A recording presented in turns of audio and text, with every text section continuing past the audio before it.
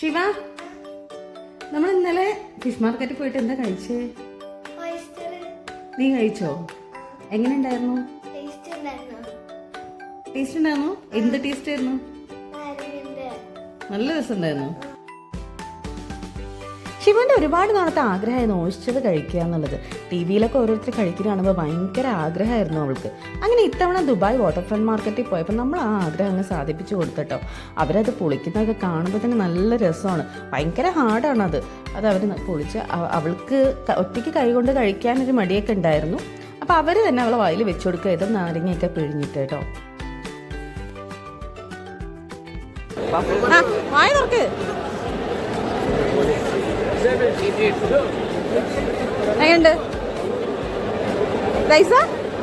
കൈയോടെ സൂപ്പർ പറ, അടിപൊളി സൂപ്പർ. എങ്ങനെയുണ്ട് പറ? നൈസാ?